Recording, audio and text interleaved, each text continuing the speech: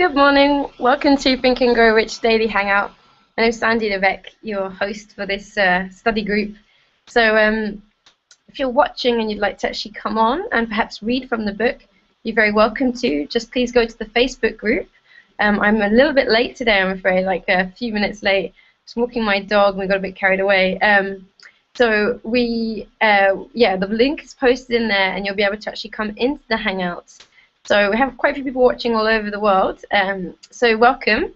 And a lot of people are also still on holiday who are regulars. So, I think it might just be me this morning. But again, as I said, if you actually have the courage to come onto the Hangout, you're really welcome to, because it's actually more fun when there's more than one person. I didn't actually start this Hangout with the intention of being the only presenter on it. I really believe in the power of where two or more are gathered. And we've had really powerful hangouts that have touched a lot of people when there's been, a few of us actually coming onto the hangout.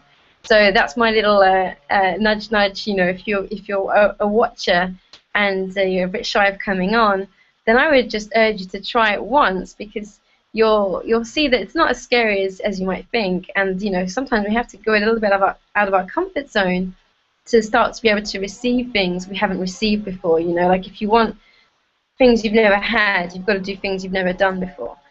So I am a big believer in that. I've seen it unfold in my own life.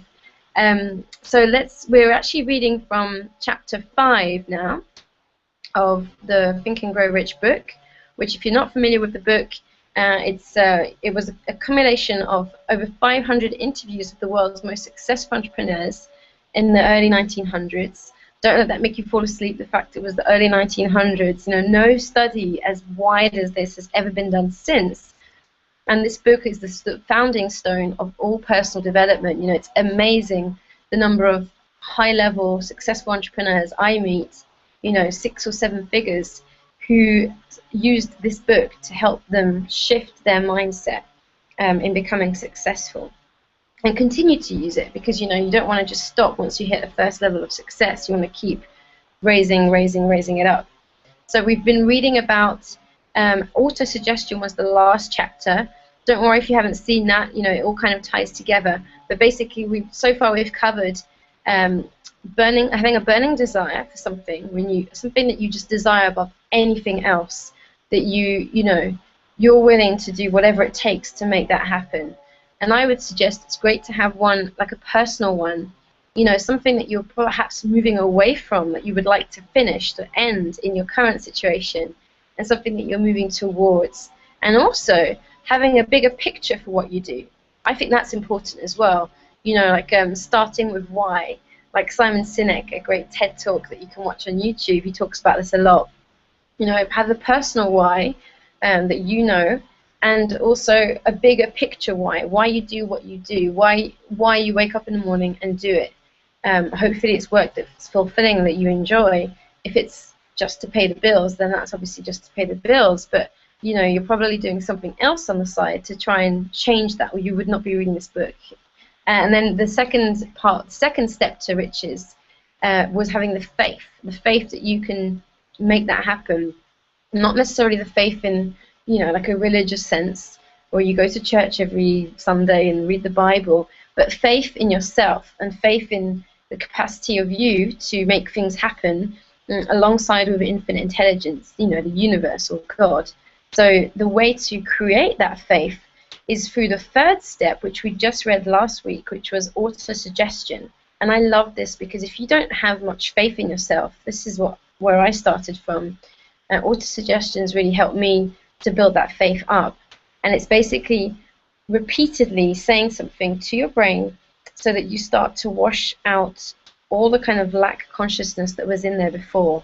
Okay, so you can be reading it morning and night, but doing it on such a regular basis that you start to just expect that what you're reading is going to happen. And in chapter 4, it lays out the exact step-by-step process to do that. So now we're on the 4th step. And this is specialized knowledge, personal experience, or observations. So we've got the Q&A open. We've got a hello here from Ravtaram. I hope I pronounced that correctly. Hey, Ravtaram. If you want to come onto the Hangout, then you're welcome to join the Facebook group. Just look at the link in the description to this event and you'll see the link there. Okay, so let's go to the actual book now. I'm going to share my screen with you guys so that you can see. Okay, so chapter 5, Specialized Knowledge, Personal Experience or Observations, the fourth step towards riches. There are two kinds of knowledge. One is general, the other is specialized. General knowledge, no matter how great in quantity or variety it may be, is of but little use in the accumulation of money. The faculties of the great universities possess, in the aggregate, practically every form of general knowledge known to civilization. Most of the professors have but little or no money. They specialize in teaching knowledge, but they do not specialize on the organization or the use of knowledge. Knowledge will not attract money unless it is organized and intelligently directed through practical plans of action to the definite end of accumulation of money. Lack of understanding of this fact has been the source of confusion to millions of people who falsely believe that knowledge is power. It is nothing of the sort. Knowledge is only potential power. It becomes power only when and if it is organized into definite plans of action and directed to a definite end. This missing link in all systems of education known to civilization today may be found in the failure of educational institutions to teach their students how to organize and use knowledge after they acquire it. Many people make the mistake of assuming that because Henry Ford had but little schooling, that he is not a man of education. Those who make this mistake do not know Henry Ford, nor do they understand the real meaning of the word educate. That word is derived from the Latin word educo, meaning to induce, to draw out, to develop from within. An educated man is not necessarily one who has an abundance of general or specialized knowledge. An educated man is one who has so developed the faculties of his mind that he may acquire anything he wants, or its equivalent, without violating the rights of others. Henry Ford comes well within the meaning of this definition. During the World War, a Chicago newspaper published certain editorials in which, among other statements, Henry Ford was called an ignorant pacifist. Mr. Ford objected to the statements and brought suit against the paper for libeling him. When the suit was tried in the courts, the attorneys for the paper pleaded justification and placed Mr. Ford himself on the witness stand for the purpose of proving to the jury that he was ignorant. The attorneys asked Mr. Ford a great variety of questions, all of them intended to prove by his own evidence that while he might possess considerable specialized knowledge pertaining to the manufacture of automobiles, he was, in the main, ignorant. Mr. Ford replied with such questions as the following: who was Benedict Arnold, and how many soldiers did the British send over to America to put down the rebellion of 1776? In answer to the last question, Mr. Ford replied, I do not know the exact numbers of soldiers the British sent over, but I have heard that it was a considerably larger number than ever went back. Finally, Mr. Ford became tired of this line of questioning, and in reply to a particularly offensive question, he leaned over, pointed his finger at the lawyer who had asked the question, and said, if I should really want to answer the foolish question you have just asked, or any of the other questions you have been asking me, let me remind you that I have a row of electric push buttons on my desk, and by pushing the right button I can summon to my aid men who can answer any question I desire to ask concerning the business to which I am devoting most of my efforts.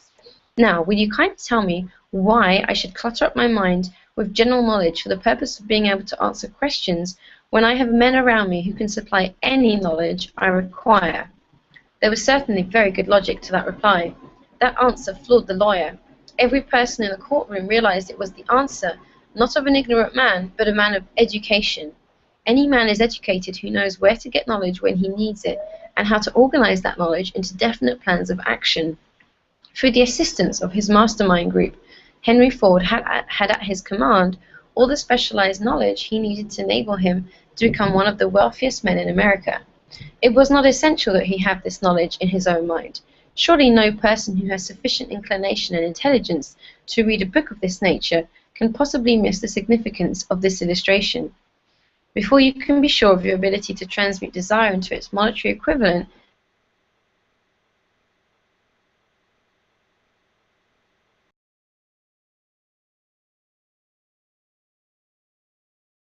you will require have the ability or the inclination to acquire, and if this should be true, you may bridge your weakness through the aid of your mastermind group. Andrew Carnegie stated that he personally knew nothing about the technical end of the steel business. He was like the Richard Branson of that time. Moreover, he did not particularly care to know anything about it. The specialized knowledge which he required for the manufacture and marketing of steel, he found available through the individual units of his mastermind group. The accumulation of great fortunes calls for power, and power is acquired through highly organized and intelligently directed specialized knowledge. But that knowledge does not necessarily have to be in the possession of the man who accumulates the fortune. The preceding paragraph should give hope and encouragement to the man with the ambition to accumulate a fortune who has not possessed himself of the necessary education to supply such specialized knowledge as he may require. Men sometimes go through life suffering from inferiority complexes because they are not men of education. The man who can organize and direct a mastermind group of men who possess useful knowledge in the accumulation of money is just as much a man of education as any man in the group. Remember this if you suffer from a feeling of inferiority because your schooling has been limited. Thomas A. Edison had only 3 months of schooling during his entire life. He did not lack education, neither did he die poor. Henry Ford had less than a 6th grade schooling, but he has managed to do pretty well by himself financially. Specialized knowledge is among the most plentiful and the cheapest forms of service which may be had. If you doubt this, consult the payroll of any university. It pays to know how to purchase knowledge. First of all, decide the sort of specialized knowledge you require and the purpose for which it is needed. To a large extent, your major purpose in life, the goal toward which you are working, will help determine what knowledge you need. With this question settled, your next move requires that you have accurate information concerning dependable sources of knowledge. The most important of these are one's own experience and education available through cooperation of others, a mastermind alliance, C, colleges and universities, D, public libraries, through books and periodicals in which may be found all the knowledge organized by civilization, and E, special training courses, through night schools and home study schools in particular. As knowledge is acquired, it must be organized and put into use for a definite purpose through practical plans. Knowledge has no value except that which can be gained from its application towards some worthy end. This is one reason why college degrees are not valued more highly. They represent nothing but miscellaneous knowledge. If you contemplate taking additional schooling, first determine the purpose for which you want the knowledge you are seeking, then learn where this particular sort of knowledge can be obtained from reliable sources. Successful men in all callings never stop acquiring specialized knowledge related to their major purpose, business, or profession. Those who are not successful usually make the mistake of believing that the knowledge acquiring period ends when one finishes school. The truth is that schooling does but little more than to put one in the way of learning how to acquire practical knowledge. With this changed world, which began at the end of the economic collapse, came also astounding changes in educational requirements. The order of the day is specialization. This truth was emphasized by Robert P. Moore, Secretary of the Appointments of Columbia University. Specialists most sought after. Particularly sought after by employing companies are candidates who have specialized in some field. Business school graduates with training in accounting and statistics, engineers of all varieties, journalists, architects, chemists, and also outstanding leaders and activity men of the senior class. The person who has been active on the campus, whose personality is such that they get along with all kinds of people, and who has done an adequate job with their studies, has a most decided edge over the strictly academic student. Some of these, because of their all-round qualifications, have received several offers of positions, a few of them as many as 6. In departing from the conception that the straight-A student was invariably the one to get the choice of the better jobs, Mr. Moore said that most companies look not only to academic records, but to activity records and personalities of the students. One of the largest industrial companies, the leader in its field, in writing to Mr. Moore concerning prospective seniors at the college, said, "We are interested primarily in finding men who can make exceptional progress in management work. For this reason, we emphasize qualities of character, intelligence, and personality far more than specific educational background." Apprenticeship proposed. Proposing a system of apprenticing students in offices, stores, and industrial occupations during the summer vacation, Mr. Moore asserts that after the first 2 or 3 years of college, every student should be asked to choose a definite future course and to call a halt if he has been merely pleasantly drifting without purpose through an unspecialized academic curriculum. Colleges and universities must face the practical consideration that all professions and occupations now demand specialists, he said, urging that educational institutions accept more direct responsibility for vocational guidance. One of the most reliable and practical sources of knowledge available to those who need specialized schooling is the night schools operated in most large cities. The correspondence schools give specialized knowledge training anywhere the US mails go, on all subjects that can be taught by the extension method. One advantage of home study training is the flexibility of the study program, which permits one to study during spare time. Another stupendous advantage of home study training is, if the school is carefully chosen, is the fact that most courses offered by home study schools carry with them generous privileges of consultation which can be of priceless value to those needing specialized knowledge. No matter where you live, you can share the benefits. Anything acquired without effort and without cost is generally unappreciated and often discredited. This is perhaps why we get so little from our marvelous opportunity in public school. The self-discipline one receives from a definite program of specialized study makes up to some extent for the wasted opportunity when knowledge was available without cost. Correspondence schools are highly organized business institutions. Their tuition fees are so low they are forced to insist upon prompt payments. Being asked to pay, whether the student makes good grades or poor, has the effect of causing one to follow through with the course when he would otherwise drop it. The correspondence schools have not stressed this point sufficiently, for the truth is that their collection departments constitute the very finest training on decision, promptness, action, and the habit of finishing that which one begins. I have learned this from experience more than 25 years ago. I enrolled for a home study course in advertising. After completing 8 or 10 lessons, I stopped studying, but the school did not stop sending me bills. Moreover, it insisted upon payment whether I kept up my studies or not. I decided that if I had to pay for the course, which I had legally obligated myself to do, I should complete the lessons and get the money's worth.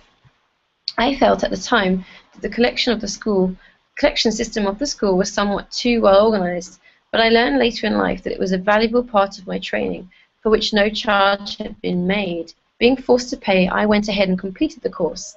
Later in life, I learned that the efficient collection system of that school had been worth much in the form of money earned because of the training in advertising I had so reluctantly taken. Okay, I'm going to stop there for now.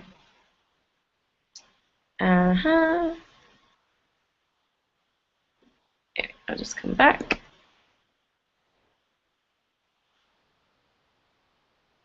Oh, hey, Tobin. I don't know if you're aware of this, but you're actually muted right now. But hello.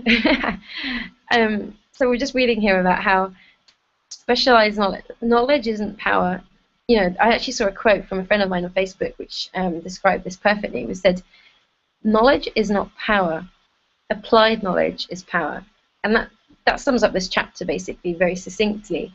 And as I was reading it, I just thought of some modern-day examples, because obviously the examples that Napoleon's giving us are all from when he was around, which was, early 1900s. But if you think about it, some modern-day examples of this are Richard Branson is a great example. Richard Branson is dyslexic, didn't actually finish school. When I say school, I mean he left his studies at the age of 15. Because I know in America, where a lot of you guys are watching, school means high school, and I'm talking about 15 years old was when he stopped school. And he didn't know a lot about records or how to fly planes. With Virgin Atlantic, he never did any space training for Virgin Galactic.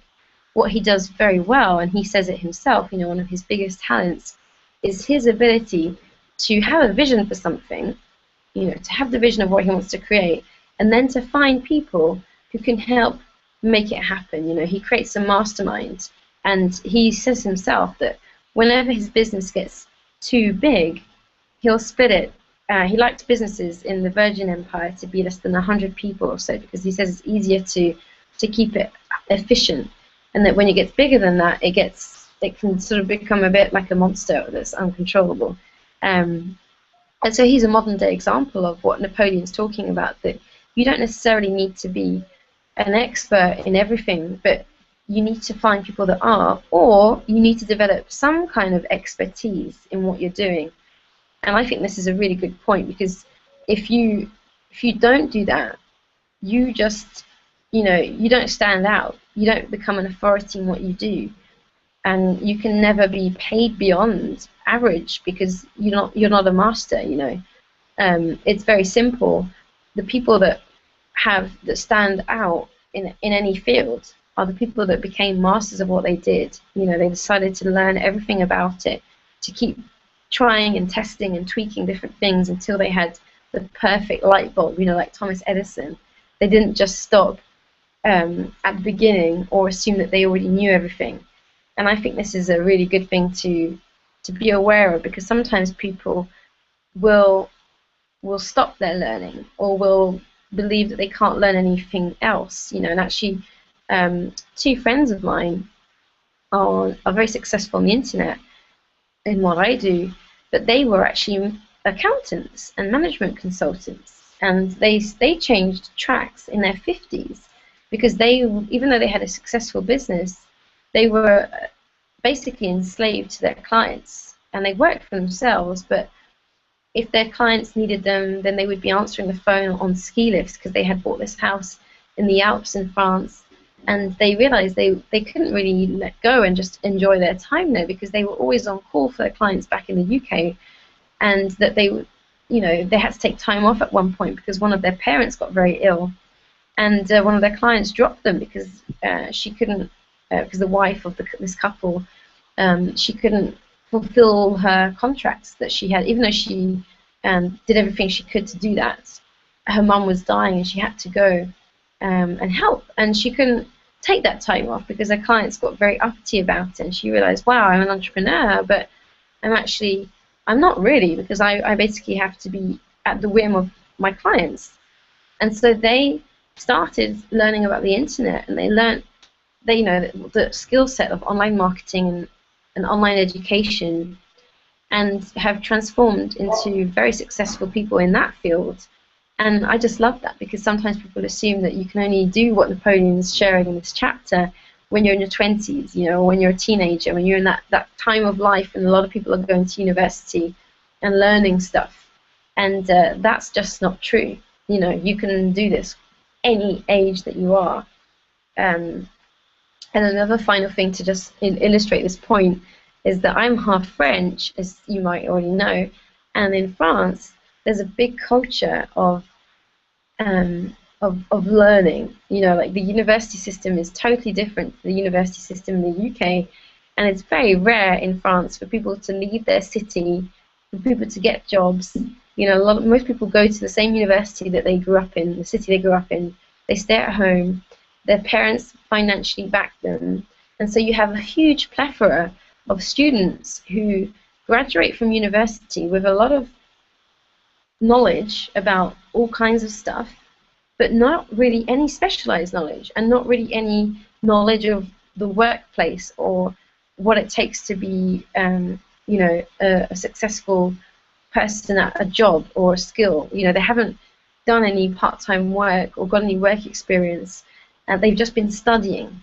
And a lot of employers don't like that, and there's been a bit of a shift recently with more and more vocational degrees being put forward, because they realize that it just couldn't go on like this, that you need to have other life skills as well as studying. And that's just a brilliant example of what Napoleon's talking about here. I studied a master's degree in poverty, in development studies to be precise, and how it applies in areas of conflict. And I realized halfway through that I didn't want to work in that industry, in the humanitarian industry, because long story, I won't go into that right now. It just didn't fit my values, really. In the end, I thought it did before I started studying it. But that degree was very theoretical, and and not particularly useful, to be honest, for what I do now. But I paid a lot of money for it, put in a lot of hours of study and effort, and at the time I believed that it would be the shortcut to a great career. And the thing is, you have to also combine it with a specialized niche or something that you want to do. I think what you can take away from this chapter is ask yourself, what have I mastered already? You know, are there things I'm naturally good at? Or are there things that I'm not doing already that I would like to master? You know, one way that I got aware of what I wanted to master, which was sharing word, you know, through the internet, through speaking, through writing blogs, making videos, was through asking the universe constantly for a week, what could I do that I'm naturally good at, that would be fulfilling and help to change the world, would pay me more than enough money, and would never get boring. And I didn't know what the answer to that was at the time. At the time, I felt very burnt out and very frustrated because I was always doing the same thing. I was teaching 6 days a week, teaching dance classes, and I felt like I was on a hamster wheel, you know. And so I asked that question over and over to the universe, and eventually I got this sense of word. And I thought that meant I had to write books and give speeches. And I remember thinking so clearly in my room, you know, well, I have to pay the rent every month. I have to pay my bills. How am I going to do that if I'm writing a book and giving speeches? You know, I'm not exactly Bill Clinton here. And then eventually I got this sense that I could do it through online stuff, through blogging. And that led me to learning a new skill set, which is what I'm still doing right now. And so if you don't know what skill set you would like to develop, then ask yourself that question. What could I do that I'm naturally good at, that would never get boring, that would be fulfilling, whatever that means to you, and would pay me more than enough money? You know, and you might not get the exact answer. I didn't get the answer, blogging and online marketing, but I did get the sense of word and like this energy, this energetic sense, you know. And when I stumbled on something that was about blogging and online marketing, it had the same energy. So I recognized that from this sense I'd had. That's just one example. It could be something completely different for you, but it will help you get clearer on what you could get your specialized knowledge on. Because once you start to do that, then you'll really stand out. And that's one of, you know, this is actually a whole step in the Think and Grow Rich book for a reason. Because all the people that Napoleon interviewed in his research, over 500 entrepreneurs, they all had specialized knowledge. They weren't necessarily professors. They didn't know tons of stuff about tons of things, but they knew a lot about one thing. They got very good at that. And that's what you want to aim for if you want to, you know, follow this philosophy and start to stand out from the masses of people that don't stand out. Okay, so specialized knowledge. Knowledge is not power in itself. Applied knowledge is power. Okay, so I hope you got something out of this. I shall see you back here tomorrow at the same time. Again, remember that you're welcome to actually come onto the Hangout and read as well. And looking forward to having some of you back from holiday when you guys are back. All right, so have a great day, everyone. Thank you for being here, and let's go out and apply some knowledge. See you soon. And bye, Torben, by the way. I don't know if you can hear me or not. I can just see your Google profile picture. So if you've been speaking and I couldn't hear you, I'm sorry. See you soon.